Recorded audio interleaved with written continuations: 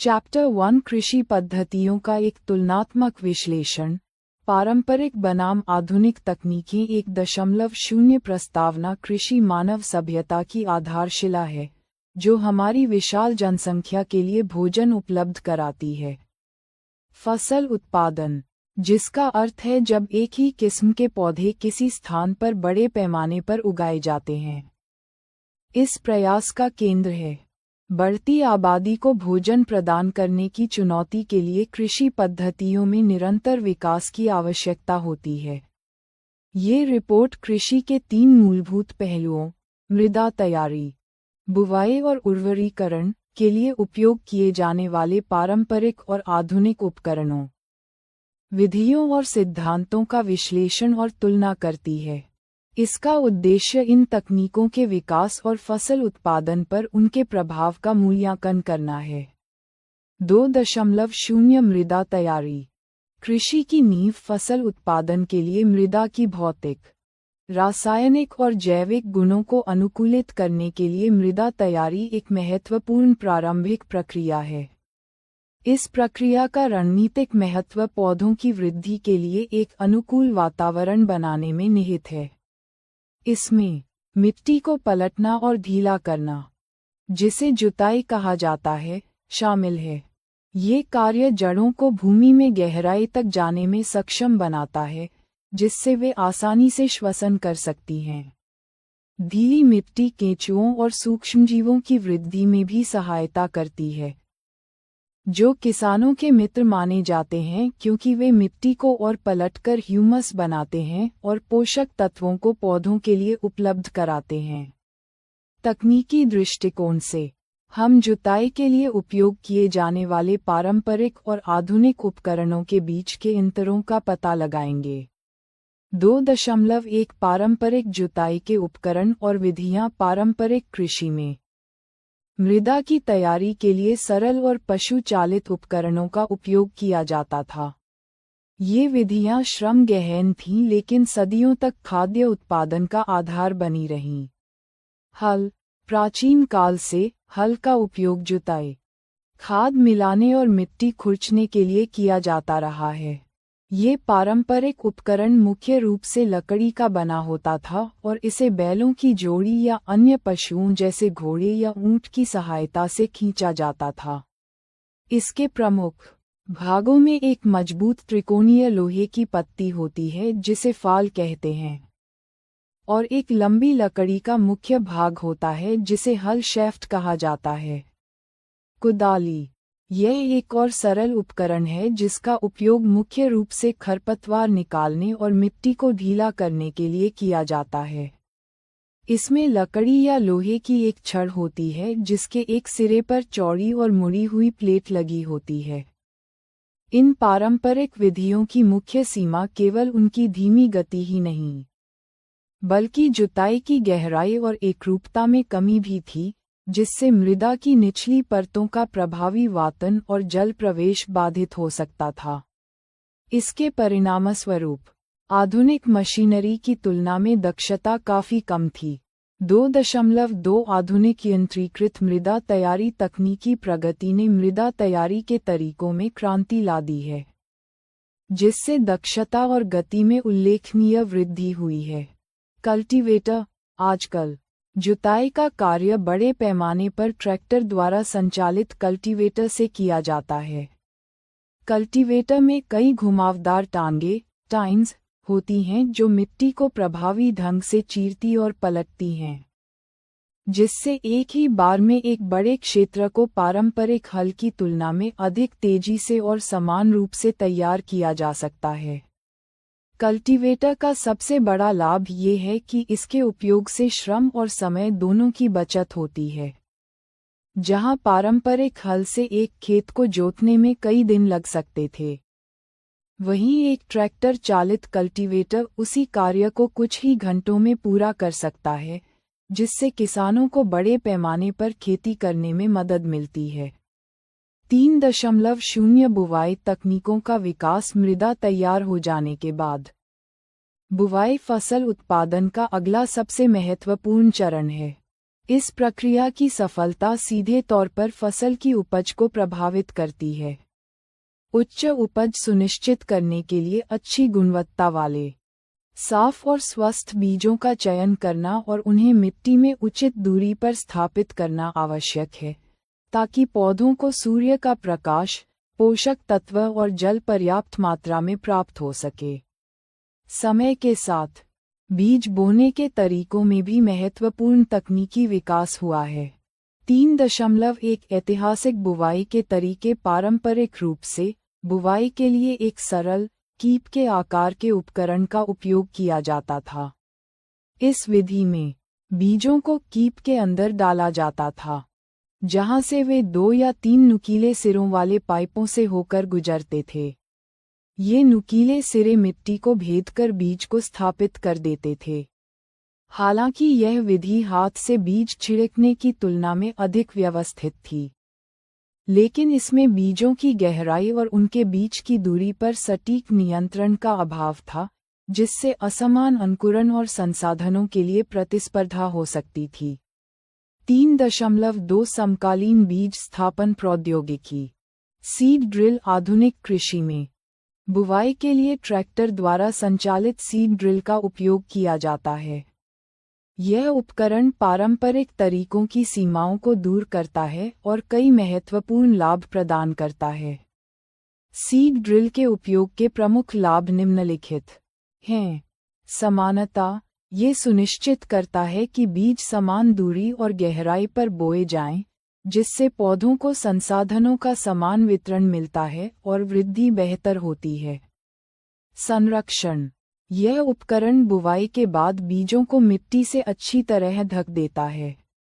इससे बीजों को पक्षियों द्वारा खाए जाने से बचाया जा सकता है। दक्षता। सीड ड्रिल के उपयोग से समय और श्रम दोनों की ही बचत होती है, जिससे किसान कम समय में बड़े क्षेत्रों में बुवाई कर सकते हैं। 4.0 मृदा पोषक तत्व प्रबंधन। खाद बनाम उर्वरक। फसलों के लगातार उगाने से मिट्टी में कुछ पोषक तत्वों की कमी हो जाती है। पौधों की स्वस्थ वृद्धि सुनिश्चित करने और मिट्टी की उर्वरता बनाए रखने के लिए इन पर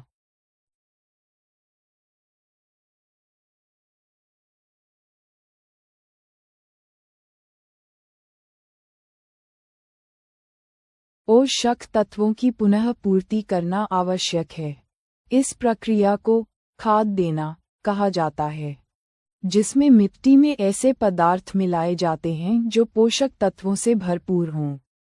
पोषक तत्व प्रबंधन के लिए पारंपरिक और आधुनिक दृष्टिकोणों में काफी भिन्नता है, जो मुख्य रूप से जैविक और रासायनिक इनपुट के उपयोग पर आधारित है। 4.1 पारंपरिक जैविक इनपुट। खाद एक कार्बनिक, जैविक पदार्थ है जो पौधों या जंतु अपशिष्ट के अपघटन से प्राप्त होता है। किसान पादप एवं जंतु अपशिष्टों को एक गड्ढे में डालकर अपघटन के लिए छोड़ देते हैं, जो सूक्ष्मजीवों द्वारा किया जाता है। यह अपघटित पदार्थ खाद के रूप में उपयोग होता है। जैविक खाद का उपयोग कई लाभ प्रदान करता है। ये मिट्टी की जलधारण क्षमता में वृद्धि करती है। ये मिट्टी को भुरभुरी एवं सरंध्र बनाती है, जिससे गैस विनिमय सरलता से होता है। यह मित्र जीवाणुओं की संख्या में वृद्धि करती है। ये मिट्टी का गठन सुधारती है। 4.2 आधुनिक रासायनिक इनपुट। उर्वरक रासायनिक पदार्थ हैं जो विशेष पोषक तत्वों जैसे नाइट्रोजन, फास्फोरस और पोटेशियम से समृद्ध होते हैं। इनका उत्पादन फैक्ट्रियों में किया जाता है। उदाहरण। उर्वरकों के कुछ सामान्य उदाहरण urea, ammonium sulphate, superphosphate, potash और एनपीके, नाइट्रोजन, फास्फोरस, पोटेशियम हैं। प्रभाव। उर्वरकों के उपयोग ने किसानों को गेहूं, धान और मक्का जैसी फसलों की बेहतर उपज प्राप्त करने में बहुत सहायता की है। हालांकि तकनीकी दृष्टिकोण से इनके अत्यधिक उपयोग के अनपेक्षित परिणाम भी सामने आए हैं। जबकि उर्वरकों ने विशिष्ट मैक्रोन्यूट्रिएंट्स (NPK) की आपूर्ति करके पोषक तत्वों की कमी का सीधा समाधान प्रदान किया। उनके अत्यधिक उपयोग ने अनजाने में मिट्टी की उर्वरता को कम कर दिया और जल प्रदूषण का एक प्रमुख स्रोत बन गए। ऐसा इसलिए है क्योंकि वे मिट्टी के सूक्ष्मजीवों और संरचना को नुकसान पहुंचाते हैं। वे लाभ जो जैविक खाद स्वाभाविक रूप से प्रदान करती है। 4.3 तुलनात्मक विश्लेषण। खाद और उर्वरक के बीच के अंतर को समझना टिकाऊ कृषि के लिए महत्वपूर्ण है। नीचे दी गई तालिका उनके प्रमुख भेदों को सारांशित करती है। उर्वरक एक मानव निर्मित लवण है। खाद एक प्राकृतिक पदार्थ है जो गोबर एवं पौधों के अवशेष के विघटन से प्राप्त होता है। उर्वरक का उत्पादन फैक्ट्रियों में होता है। खाद खेतों में बनाई जा सकती है। उर्वरक से मिट्टी को ह्यूमस प्राप्त नहीं होती है। खाद से मिट्टी को ह्यूमस प्रचुर मात्रा में प्राप्त होती है। उर्वरक में पादप पोषक जैसे कि नाइट्रोजन, फास्फोरस तथा पोटेशियम प्रचुरता में होते हैं। खाद में पादप पोषक तुलनात्मक रूप से कम होते हैं। 5.0 सिंचाई के तरीकों में विरोधाभास सभी जीवित प्राणियों की तरह है। पौधों को भी जीवित रहने और वृद्धि के लिए जल की आवश्यकता होती है। जल पौधों की जड़ों द्वारा खनिजों और उर्वरकों के अवशोषण, पोषक तत्वों के परिवहन और बीजों के अंकुरण के लिए आवश्यक है। स्वस्थ फसल वृद्धि के लिए मिट्टी की नमी को बनाए रखने हेतु निश्चित अंतराल पर खेत में जल देना आवश्यक है, जिसे सिंचाई कहते हैं। सिंचाई की विधियां भी पारंपरिक श्रम गहन प्रणालियों से आधुनिक जल संरक्षण तकनीकों में विकसित हुई हैं। 5.1 पारंपरिक जल उत्थापन प्रणालियां कुओं, झीलों और नहरों में उपलब्ध जल को निकालकर खेतों तक पहुंचाने के पारंपरिक तरीके विभिन्न क्षेत्रों में भिन्न थे। इन विधियों में मवेशियों या मजदूरों का उपयोग किया जाता था, जिस कारण ये सस्ती तो थीं, परंतु कम दक्ष थीं। कुछ प्रमुख पारंपरिक तरीके इस प्रकार हैं। मोट घिरनी, कुएं से पानी निकालने के लिए एक सरल घिरनी प्रणाली। चेन पंप, एक चेन से जुड़ी बाल्टियों द्वारा पानी ऊपर खींचने की एक निरंतर प्रणाली। धेकली, एक उत्तोलक लीवर प्रणाली, जिसमें एक सिरे पर भार का उपयोग करके दूसरे सिरे पर बंधी बाल्टी से पानी उठाया जाता था। रहट, उत्तोलक तंत्र, बैलों द्वारा संचालित एक पहिया प्रणाली जो कुएं से लगातार पानी निकालती है। 5.2 आधुनिक जल संरक्षण प्रणालियां। आधुनिक सिंचाई विधियां जल का मितव्ययिता से उपयोग करने पर ध्यान केंद्रित करती हैं, जो जल की कमी वाले क्षेत्रों के लिए विशेष रूप से महत्वपूर्ण हैं। छिड़काव तंत्र, स्प्रिंकलर सिस्टम। इस विधि का उपयोग असमतल भूमि और कम पानी की उपलब्धता वाले क्षेत्रों के लिए किया जाता है। इसमें पाइपों के ऊपर घूमने वाले नोजल लगे होते हैं, जो पौधों पर इस प्रकार पानी का छिड़काव करते हैं जैसे वर्षा हो रही हो। ये लॉन और कॉफी की खेती के लिए अत्यंत उपयोगी है। ड्रिप तंत्र, ड्रिप सिस्टम। इस विधि में जल बूंद बूंद करके सीधे पौधों की जड़ों में गिरता है। फलदार पौधों, बगीचों और वृक्षों को पानी देने का ये सर्वोत्तम तरीका है। इस विधि में जल बिल्कुल भी व्यर्थ नहीं होता, अतः ये जल की कमी वाले क्षेत्रों के लिए एक वरदान है। 6.0 निष्कर्ष। यह विश्लेषण कृषि पद्धतियों के विकास में एक स्पष्ट प्रवृत्ति को उजागर करता है। पारंपरिक, पशु चालित और श्रम गहन तरीकों से आधुनिक, यंत्रीकृत और कुशल प्रणालियों की ओर एक महत्वपूर्ण बदलाव। पारंपरिक कृषि में लकड़ी के हल और जैविक खाद पर निर्भरता थी, जो टिकाऊ लेकिन कम उत्पादक थी। इसके विपरीत आधुनिक कृषि ट्रैक्टर चालित कल्टीवेटर, सीड ड्रिल, रासायनिक उर्वरकों और छिड़काव व ड्रिप जैसी उन्नत सिंचाई प्रणालियों का उपयोग करती है, जिससे श्रम और समय की बचत होती है और उपज में भारी वृद्धि होती है। तकनीकी प्रगति द्वारा संचालित यह विकास कृषि को निर्वाह खेती से उच्च दक्षता वाले उत्पादन की ओर ले गया है, जो हमारी बढ़ती हुई जनसंख्या को भोजन प्रदान करने की मूलभूत आवश्यकता को पूरा करने के लिए अनिवार्य रहा है। यह विकास कृषि के सामने एक मौलिक दुविधा को भी उजागर करता है। आधुनिक तकनीकों द्वारा प्रदान की जाने वाली तत्काल उत्पादकता और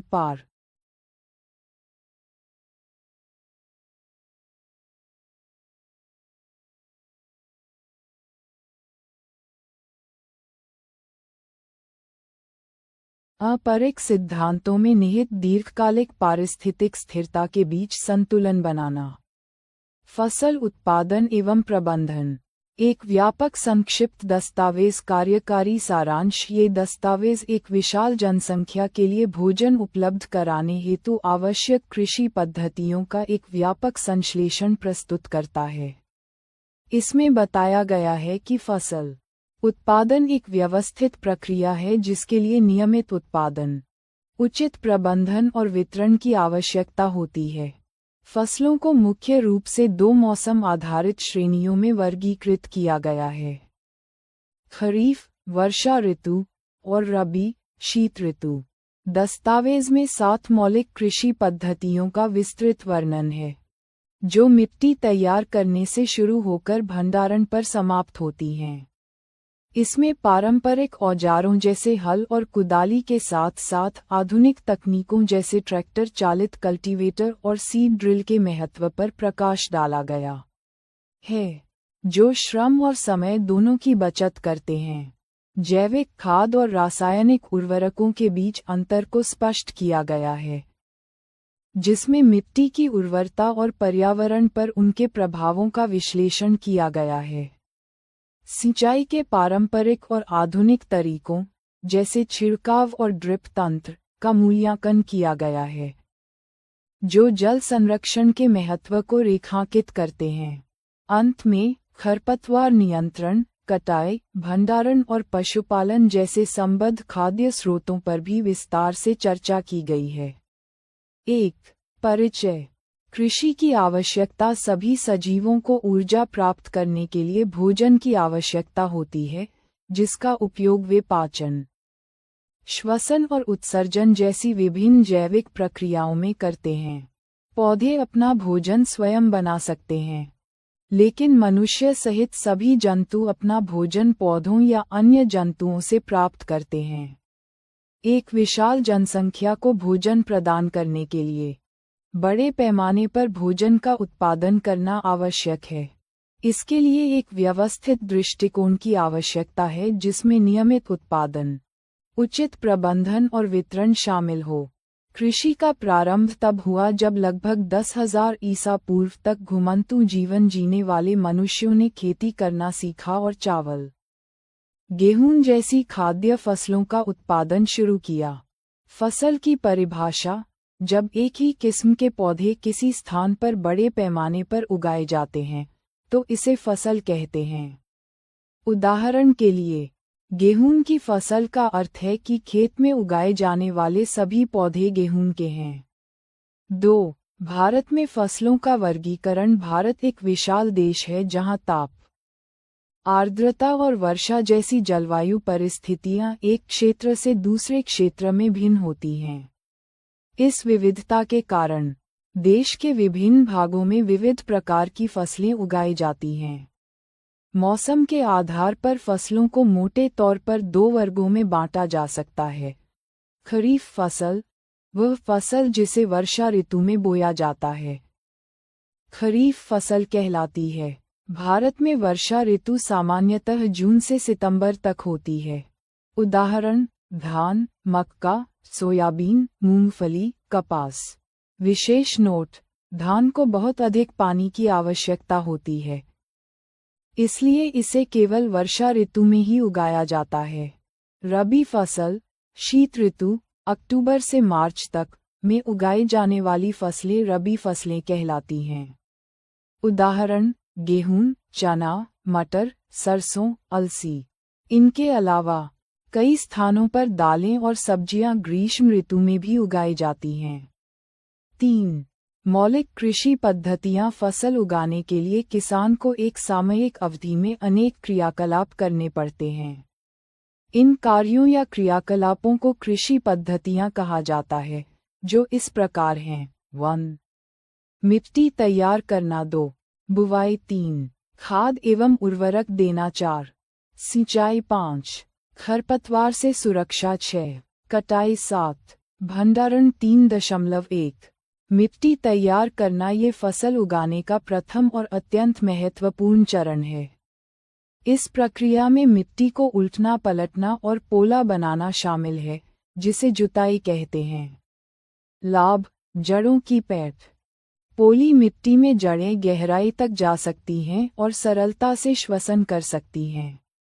सूक्ष्मजीवों की वृद्धि: ये केंचुओं और सूक्ष्मजीवों की वृद्धि में सहायक है, जो किसानों के मित्र हैं क्योंकि वे मिट्टी को और पोला कर ह्यूमस बनाते हैं। पोषक तत्वों का संचार: उलटने पलटने से पोषक पदार्थ ऊपर आ जाते हैं, जिससे पौधे उनका उपयोग कर सकते हैं। कृषि औजार: हल प्राचीन काल से जुताई, खाद मिलाने, खरपतवार निकालने और मिट्टी खुरचने के लिए उपयोग होता है। ये लकड़ी या लोहे का बना होता है और इसे बैलों, घोड़ों या ऊंटों की सहायता से खींचा जाता है।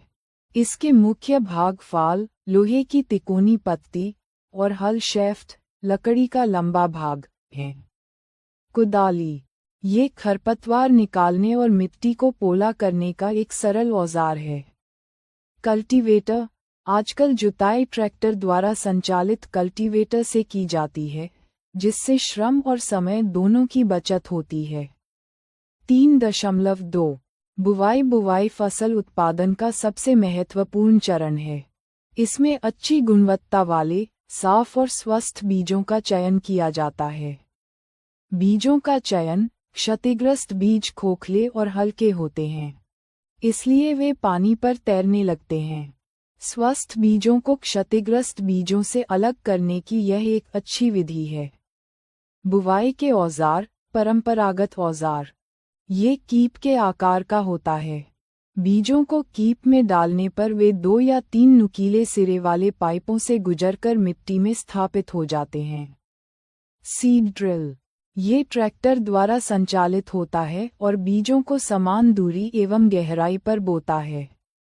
ये सुनिश्चित करता है कि बुवाई के बाद बीज मिट्टी से ढक जाएं, जिससे पक्षियों द्वारा उन्हें खाए जाने से रोका जा सके। इससे समय और श्रम दोनों की बचत होती है। पौधों के बीच दूरी: पौधों को अत्यधिक घने होने से रोकने के लिए बीजों के बीच उचित दूरी होना महत्वपूर्ण है, ताकि उन्हें सूर्य का प्रकाश, पोषक तत्व और जल पर्याप्त मात्रा में मिल सके। पौधशाला: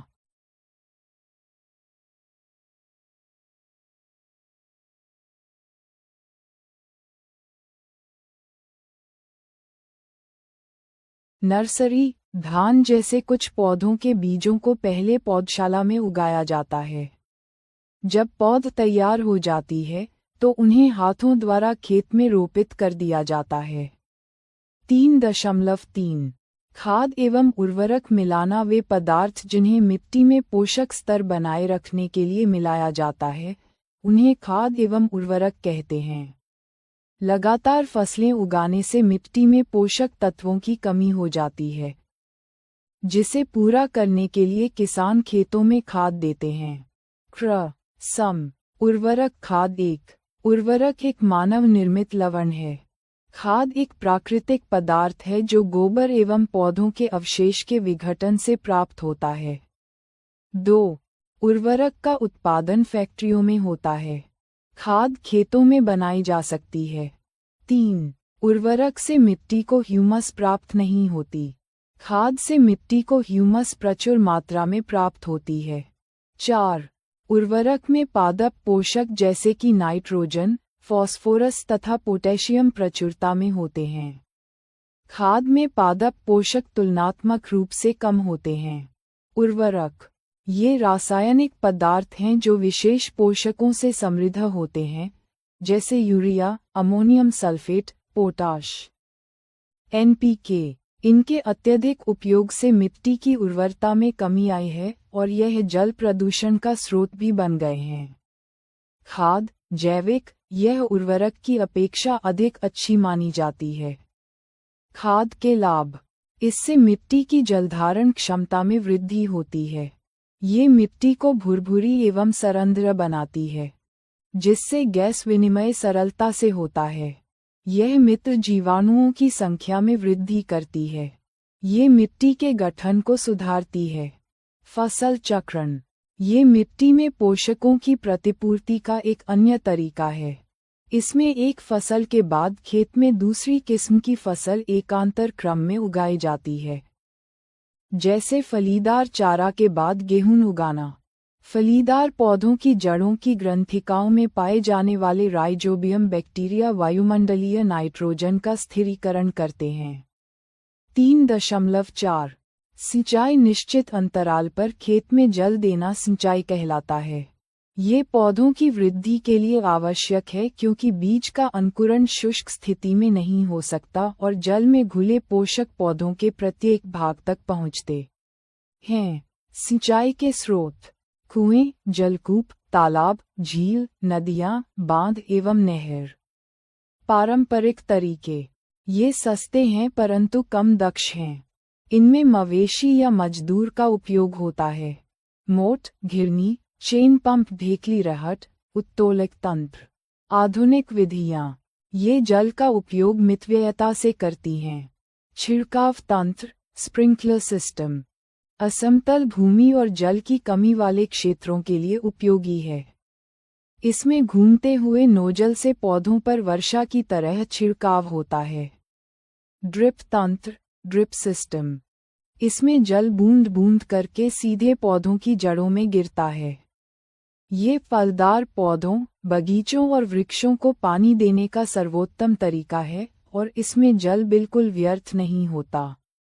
3.5 खरपतवार से सुरक्षा, खेत में फसल के साथ उगने वाले अवांछित पौधों को खरपतवार कहते हैं। इन्हें हटाने की प्रक्रिया को निराई कहते हैं। निराई आवश्यक है क्योंकि खरपतवार जल, पोषक, जगह और प्रकाश के लिए मुख्य फसल से स्पर्धा कर उसकी वृद्धि को प्रभावित करते हैं। नियंत्रण के तरीके, जुताई, फसल उगाने से पहले खेत जोतने से खरपतवार उखड़ जाते हैं और सूखकर मिट्टी में मिल जाते हैं। हाथ से हटाना, खरपतवार को हाथ से जड़ सहित उखाड़कर या भूमि के निकट से काटकर हटाया जाता है। ये कार्य खुरपी या हैरो की सहायता से किया जाता है। रसायनों का उपयोग, खरपतवारनाशी जैसे 2,4-D का छिड़काव किया जाता है। ये खरपतवार पौधों को मार देते हैं लेकिन फसल को हानि नहीं पहुंचाते। छिड़काव करते समय किसान को अपना मुंह और नाक कपड़े से ढक लेना चाहिए। 3.6 कटाई, फसल पक जाने के बाद उसे काटना कटाई कहलाता है। एक अनाज फसल को पकने में लगभग 3 से 4 महीने लगते हैं। प्रक्रिया और औजार, कटाई हाथ से दरांती की सहायता से या मशीन हार्वेस्टर द्वारा की जाती है। काटी गई फसल से दानों को भूसे से अलग करना थ्रेशिंग कहलाता है। कंबाइन मशीन हार्वेस्टर और थ्रेशर दोनों का कार्य करती है। छोटे खेत वाले किसान अनाज के दानों को फटक कर विनोइंग अलग करते हैं। कटाई पर्व, 3-4 महीनों के कठोर परिश्रम के बाद कटाई का समय आता है, जो किसानों के लिए उल्लास और खुशी का अवसर होता है। भारत के विभिन्न भागों में इस अवसर पर पोंगल, बैसाखी, होली, दिवाली, नबान्या एवं बिहू जैसे पर्व मनाए जाते हैं। 3.7 भंडारण, उत्पाद का भंडारण एक महत्वपूर्ण कार्य है। यदि फसल के दानों को अधिक समय तक रखना हो तो उन्हें नमी, कीट, चूहों एवं सूक्ष्मजीवों से सुरक्षित रखना होता है। प्रक्रिया, भंडारण से पहले दानों, बीजों को धूप में सुखाना आवश्यक है ताकि उनकी नमी में कमी आ जाए। इससे उनकी कीट पीड़कों, जीवाणु और कवक से सुरक्षा हो जाती है। भंडारण के तरीके, किसान उत्पादन का भंडारण जूट के बोरों या धातु के बड़े पात्रों में करते हैं। बीजों का बड़े पैमाने पर भंडारण साइलो और भंडार गृहों में किया जाता है। घरों में अनाज के भंडारण के लिए नीम की सूखी पत्तियां उपयोग की जाती हैं। बड़े भंडार गृहों में रासायनिक उपचार भी किया जाता है। 4. जंतुओं से भोजन और पशुपालन। पौधों की तरह ही जंतु भी हमें विभिन्न प्रकार के खाद्य पदार्थ प्रदान करते हैं, जैसे गाय, भैंस, बकरी से दूध। समुद्र के तटीय क्षेत्रों में रहने वाले लोग मछली का मुख्य आहार के रूप में उपयोग करते हैं। मछली से कॉड लिवर तेल मिलता है, जिसमें विटामिन डी अधिक मात्रा में पाया जाता है। पशुपालन। जब घरों में अथवा फार्म पर पालने वाले पालतू पशुओं को उचित भोजन, आवास एवं देखभाल प्रदान की जाती है और यह कार्य बड़े पैमाने पर किया जाता है, तो इसे पशुपालन कहते हैं।